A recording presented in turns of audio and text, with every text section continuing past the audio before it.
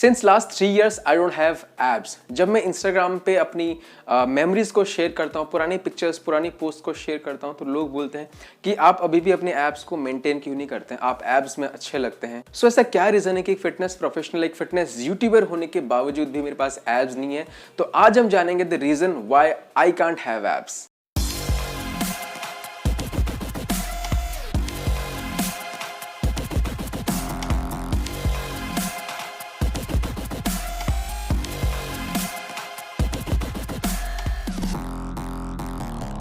So hello guys, this is Manas and you watching the transformation factory. Guys, हमारे channel पे हम health, fitness and nutrition के बारे में बात करते हैं।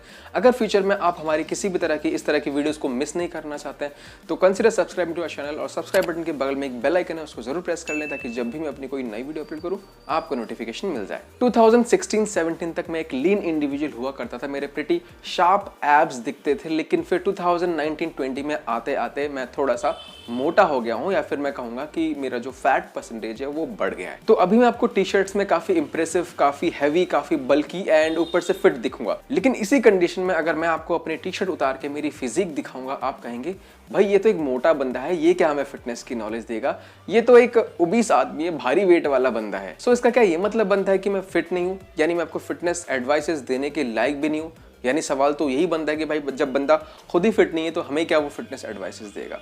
तो मैं आपको बता दूं, यहाँ पे फिटनेस के सबके अलग डेफिनेशंस होते हैं। फिटनेस का सिंपली एक बेसिक जो डेफिनेशन होता है वो ये है कि आप किसी भी स्किल पे या फिर किसी भी तरह की, अगर इजी लैंग्वेज में बात करूं, कि आप किसी भी तरह की एक्टिविटी में एक नॉर्मल, एक एवरेज पर्सन से जो कि एक्सरसाइज नहीं करता है, उससे आप बेटर कर लेते हैं किसी एक एक्टिविटी में, वो आपका फिटनेस है। फॉर एग्जाम्पल, एक आदमी जो एक्सरसाइज नहीं करता है वो 5-10 मिनट भाग नहीं पाएगा, उसकी सांस गंदी तरह से फूलने लगेगी। लेकिन अगर आप अपनी कार्डियोवास्कुलर हेल्थ, कार्डियोवास्कुलर फिटनेस पे आप काम करते हैं तो आप उसके कंपैरिजन में आप आराम से 5 मिनट भाग भी लेंगे और आपको काफी ज्यादा अनकंफर्टेबल भी फील नहीं होगा, आप मजे में भाग लेंगे। वहीं अगर दूसरे एस्पेक्ट की बात करूं कि एक पर्सन है, वो सपोज 100 kg का डेडलिफ्ट नहीं कर पाता है क्योंकि वो एक्सरसाइज ही नहीं करता है।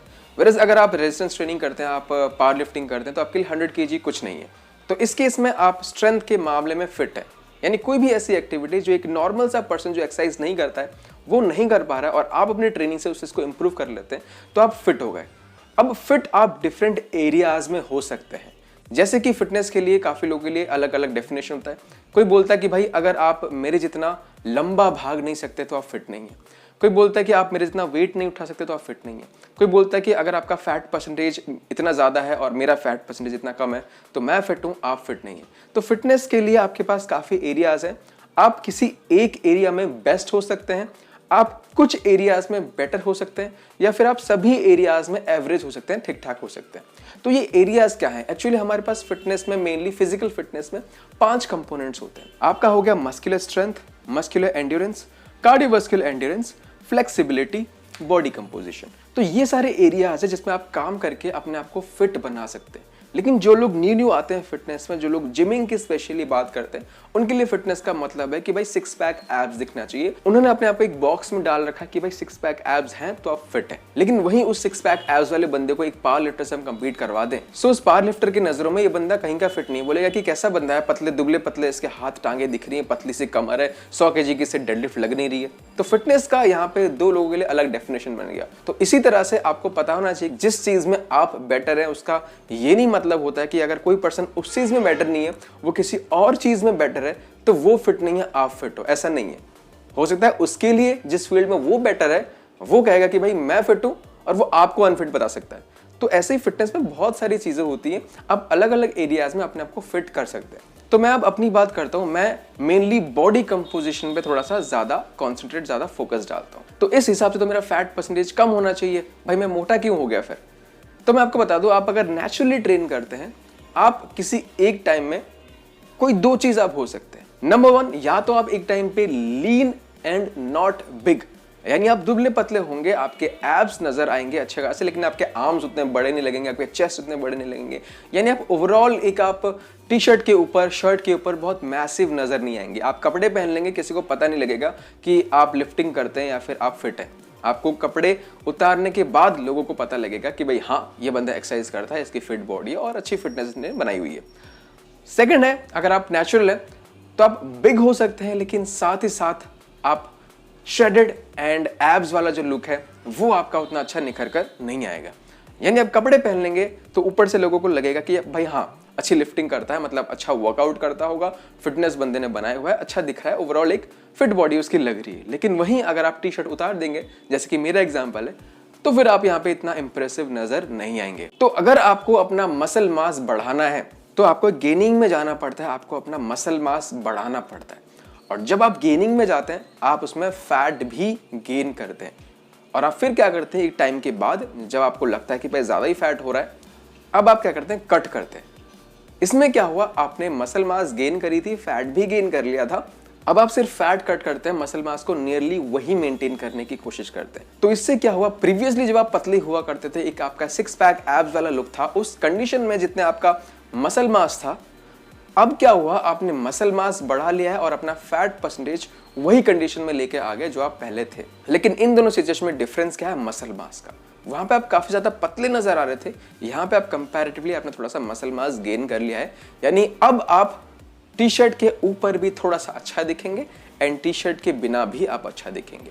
तो इस चीज को हासिल करने के लिए आपको टाइम लगता है, यानी आपको सालों की मेहनत लगती है नेचुरली बहुत सारा मसल मास पुट ऑन करने के लिए। अगर एक अंदाजा दूं तो 4 से 6 साल, 8 साल, 10 साल का आपको एटलीस्ट टाइम चाहिए होता है कि भाई टी शर्ट के ऊपर भी आप थोड़ा सा अच्छे लगे, थोड़ा सा इंप्रेसिव लगे एंड टी शर्ट के बिना भी लगे। सो फिर मैंने 2017 के एंड में ही या फिर 2018 में मैंने एक जिम ज्वाइन करा। यस एग्जैक्टली, उस जिम का नाम ही था एक जिम। और वहाँ के जो ओनर थे वो वहाँ के खुद ही ट्रेनर थे और वही मेरे फर्स्ट गुरु रहे हैं फिटनेस में। उनसे ही मैंने काफ़ी चीज़ें सीखी हैं और उन्होंने मुझे कहा कि आपको गेन करने की ज़रूरत है। यानी मेरी बेसिकली जो गेनिंग है उन्हीं के अंडर आने के बाद मेरी शुरू हुई है। मैं आपको पिक्चर्स दिखा दूंगा उनके जिम की। यहाँ पे मैंने अपना गेन करना शुरू कर दिया था। यानी मैं 53 kg का हुआ करता था और इनके जिम में आने के बाद इनके गाइडेंस के अंडर मैंने वेट गेन करना शुरू करा। और मैं आपको बता दूं कि ये जो मेरा वेट गेन जो जर्नी रही है अभी तक, मतलब 2018 से आप लगा सकते हैं 18, 19, 20, लगभग 3 साल मैंने 53 kg से शुरू करा था और अभी प्रेजेंट मेरा बॉडी वेट 76 kg है और मेरी हाइट 5 फीट 6 इंच है।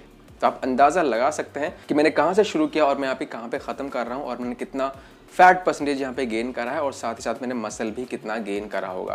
खैर ये सब तो कटिंग करने के बाद पता लगेगा कि क्या डिफरेंस मैं लेके आया हूँ इन 3 सालों में। सो अभी मुझे ज़रूरत क्या पड़ी कि भाई अभी कटिंग करने की।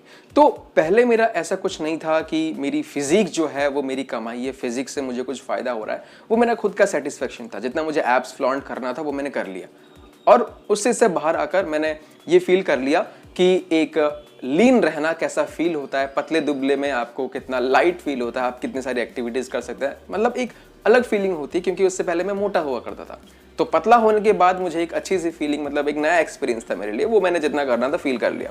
अब मैं वापस हैवी बॉडी कैसे फील होती है, आप एक बल्की बॉडी आपको कैसे फील होता है, आप कहीं मार्केट में जाते हैं, किसी न्यू प्लेस में जाते हैं, आप अटेंशन ग्रैब करते हैं और ये चीज़ मुझे अच्छा लगता है। एक बल्की बॉडी में कहीं भी जाता हूँ लोग देखते हैं कि भाई हाँ बंदे ने बॉडी बनाई हुई है।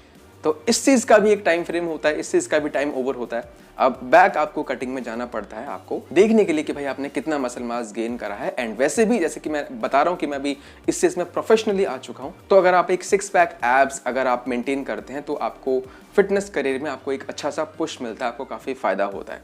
तो यही रीज़न है, एक तो मैंने ज़्यादा फैट परसेंटेज गेन कर लिया है, तो इंटरनली मुझे ऐसा कोई दिक्कत नहीं है, मैं बहुत ज़्यादा ओबीस नहीं हूँ, मैं एंजॉय कर रहा हूँ, अच्छी लिफ्टिंग करता हूँ, खाना खाता हूँ। मैंने 3 साल तक खाना खाना एंजॉय करा, मतलब बहुत ज़्यादा मैं मतलब चीट नहीं करता था, मेरा घर का खाना ही सफिशिएंट होता था। टू बी वेरी ऑनेस्ट, मैंने प्रोटीन भी इतना ज़्यादा ट्रैक नहीं करता था। दिन में मेरा एक स्कूप मेरा वे प्रोटीन रहता था और बाकी मेरे घर के खाने ही ऐसे होते थे कि मुझे बहुत ज़्यादा कुछ ट्रैक करने की ज़रूरत नहीं पड़ी। बस मुझे अपना पोर्शन साइज़ का मुझे पता था कि भाई अपने भूख से थोड़ा थोड़ा ज़्यादा खाना है, मतलब अपने इंटरनल क्यूज़ का इस्तेमाल करना है कि भाई थोड़ा सा पेट, जो आपको सेटिस्फेक्शन वाली फीलिंग होती है उससे थोड़ा सा ज़्यादा आपको पेट भर के खाना है, तो आप गेन इजीली कर सकते हैं। सो अभी ये जो मेरा कटिंग फेज होने वाला है, मैं थोड़ा सा सीरियस कटिंग इसमें करूँगा, थोड़ा सा कैलोरीज वगैरह हल्का सा इसमें मैं काउंटिंग करने की कोशिश करूँगा। मैं देखता हूँ किस तरह से मेरी ये चीज़, ये जो जर्नी है वो जाती है। मैं आपको अपडेट देता रहूँगा और इसके ऊपर मैं सीरीज़ बनाऊँगा कि मैं किस तरह से अपनी कटिंग कर रहा हूँ। एक इंस्टाग्राम जो आपकी फिजिक होती है, एक फोटोशूट लाइक जो फिजिक होती है वो बनाएंगे और मैं आपके सामने ही करके दिखाऊंगा